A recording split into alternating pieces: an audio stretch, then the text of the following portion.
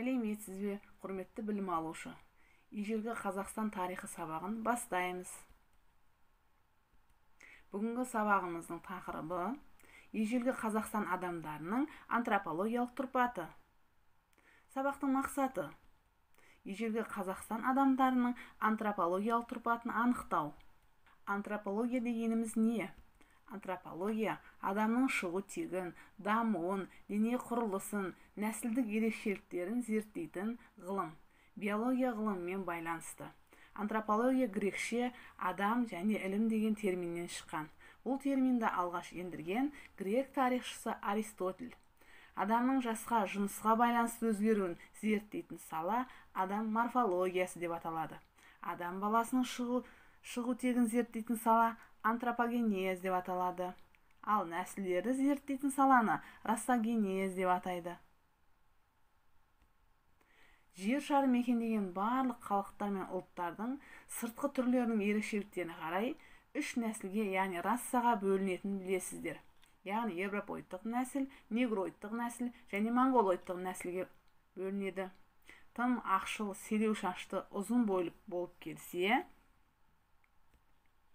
европоидтық нәсілге жатады. Қысық көзді, бүйрек бетті, шықшытты, тәмпіш мұрынды болып келсе, монголоидтық нәсілге жатады. Түстері көмірдей қара, бұйра шашты, кең танаулы, жалпақ мұрынды, қалың ерінді, көз ұясы ашық болып келсе, негроидтық нәсілге жатады. Сіздер білесіздер ме? Біз монголоидтық нәсілге жатамыз. Ежелгі адамдар өміріне саяхат жасайық.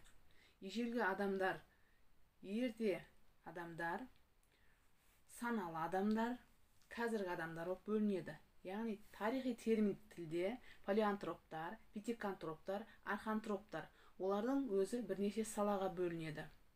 Суретке назар аударсаңыздар, адамдардың бет пішінінің өзгеруі және қай нәсілге жататындығы анық байқалады. Ерте темір дәуірінде Қазақстан жерін мекендеген тайпалардың антропологиясы. Ерте темір дәуірінде Қазақстан жерін сақ, ғұн, сармат, тағы да басқа тайпалар мекендеген.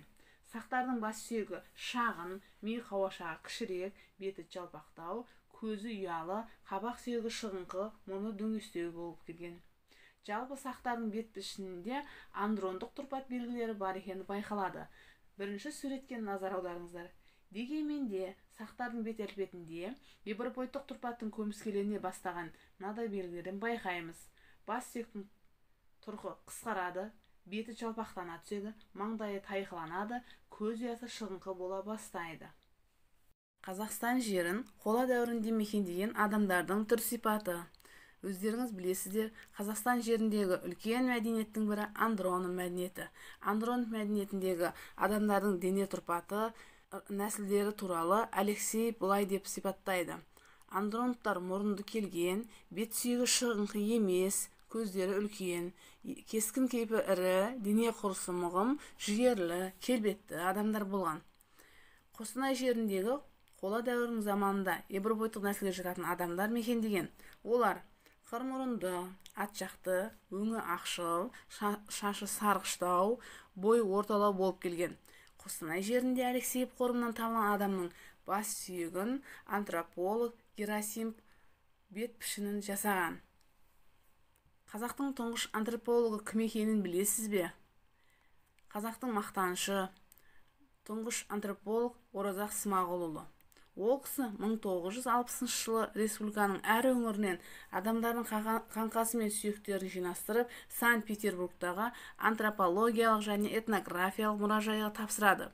Ұзақ жылдар зерттеу жұмыстарын жүргізе отырып, қазақ халқы жайлы көптеген мәліметтер жинақтайды. Және де қазіргі қазақ халқының арғы тегі қола дәуірінде андронов мәдениеті қалыптасқан әрі европоидтық, әлі монголоидтық сипаты бар тайпалар болғандығын дәлелдеп шығады. Олай болса, бейне дерекке назар аударыңыз.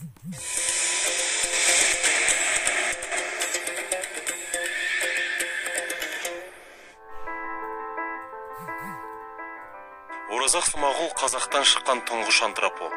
Қазақтың 40 ғасырлық тарихы барын ғылыми тұрғыда дәлелдеп, бірнеше кітап жазды. Ол өз еңбектерінде ата-бабаларымыздың ешкімге ұқсамайтын даму сатылары жайлы баяндайды. Жасы 90-ға тақаса да, Оразақ Смағұл ғылымнан қол үзген жоқ.